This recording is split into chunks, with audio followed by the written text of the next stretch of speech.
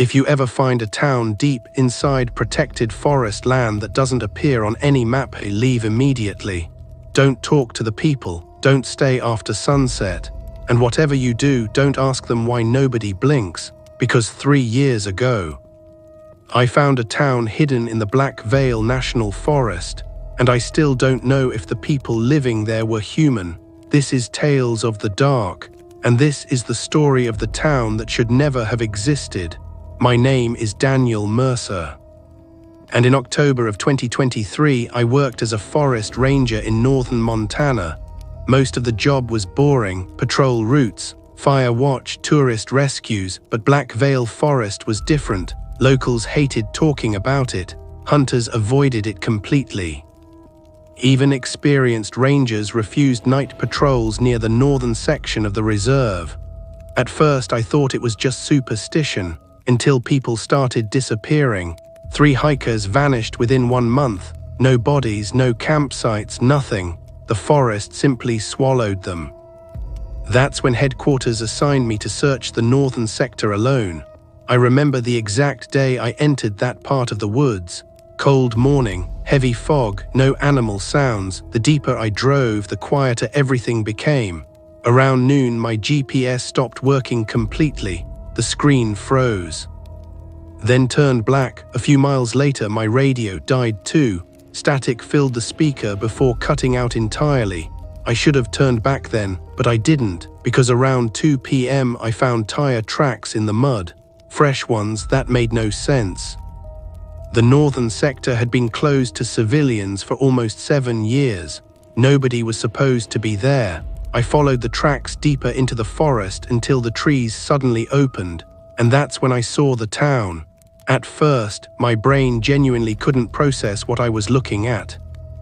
An entire town hidden inside the woods, small, old-fashioned, perfectly quiet. There were houses, streetlights, storefronts, even a church standing near the center. Smoke drifted from chimneys, lights glowed behind windows, but none of it appeared on any map. I stepped out of my truck slowly, unable to understand what I was seeing. Then I noticed the people. They were standing perfectly still throughout the town, not frozen exactly, just watching. A woman sweeping her porch stopped moving the moment she saw me. An old man near the church stared silently from across the road. Children stood motionless beside bicycles. Nobody spoke, nobody waved, they just watched me. I forced myself to smile awkwardly. Hello, no response. Then finally, a tall man wearing a dark coat approached slowly from the middle of town. He looked around 50 years old. Thin face, gray hair, completely emotionless eyes. "Are you lost?" he asked calmly. Something about his voice felt rehearsed, like someone pretending to sound human. I explained who I was and asked why the town wasn't listed anywhere officially. The man smiled slightly. "We prefer privacy here." His smile never reached his eyes. I glanced around again, noticing something strange. Nobody blinked, not once. Every person in town stared continuously without blinking. The realization sent cold chills through my body instantly. The man noticed me looking. "You can stay until morning if you'd like," he said. "You shouldn't drive these woods after dark." I checked my watch, 5:42 p.m. The forest already looked nearly black beyond the town. My truck radio still didn't work, neither did my GPS. Against my better judgment, I agreed to stay one night. The man introduced himself as Elias. He led me toward a small boarding house near the church. As we walked through town, I noticed more details that felt wrong. No birds, no dogs, no insects, and despite dozens of people outside, the town was completely silent except for footsteps. Nobody laughed, nobody talked, nobody coughed, just silence. Then I noticed something even worse. Every clock I passed showed the same exact time. 8:17 store clock, church clock. Wall clock inside the boarding house, all frozen at 8:17. Elias caught me staring. "They stopped years ago," he said quietly. That night I stayed inside a small upstairs room overlooking the town square. At first everything seemed calm, then around midnight I heard movement outside. I looked through the curtains carefully. People filled the streets below, dozens of them standing motionless beneath streetlights facing the forest. Every single person in town stared toward the trees silently. None of them moved, none of them blinked. Then slowly, all their heads tilted upward together, like they were watching something enormous moving above the forest.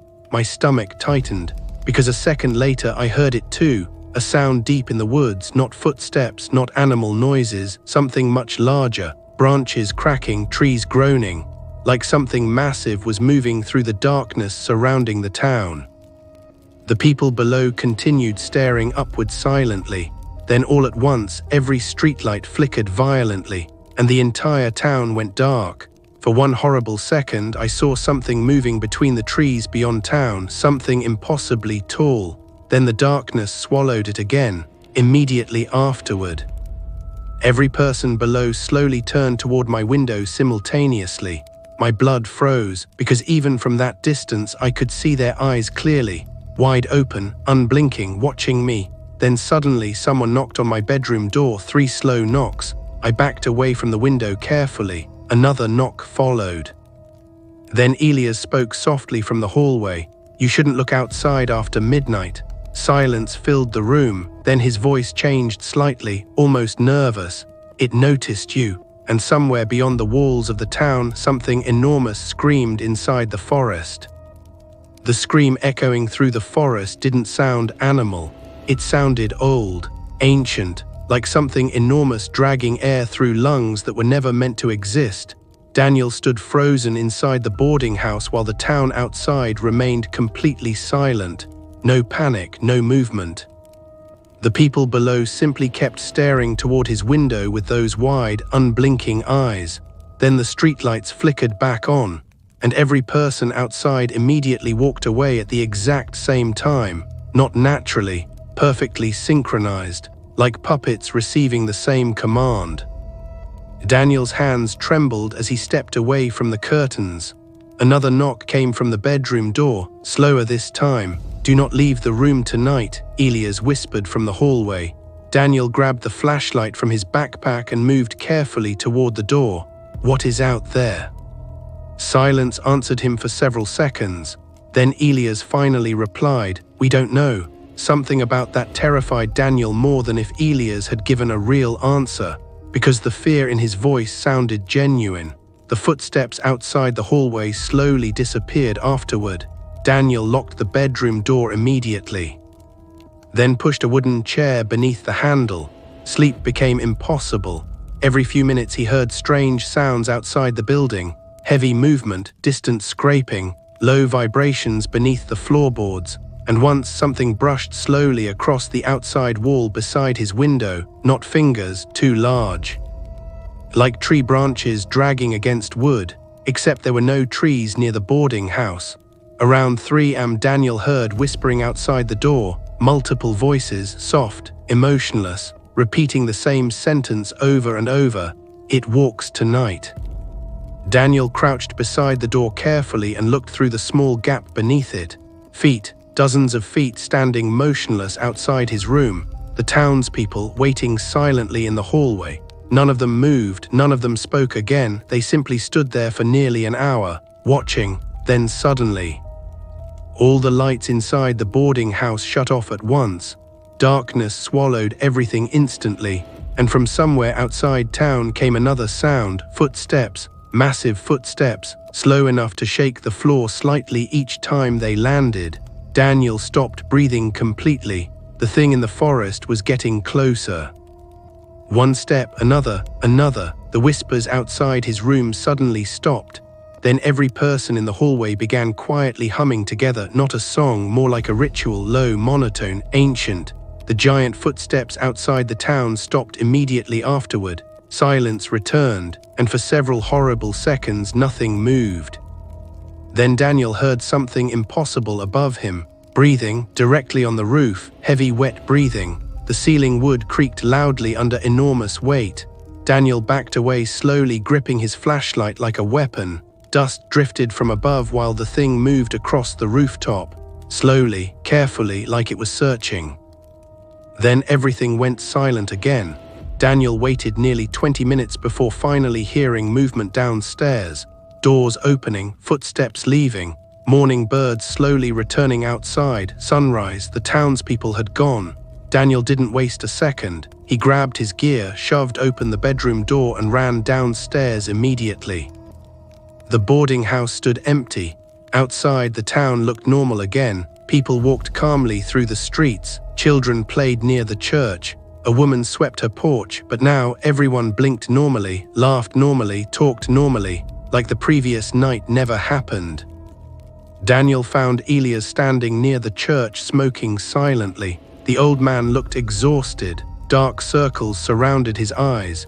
"You need to leave," Elias said immediately. Daniel stormed toward him angrily. "What is this place?"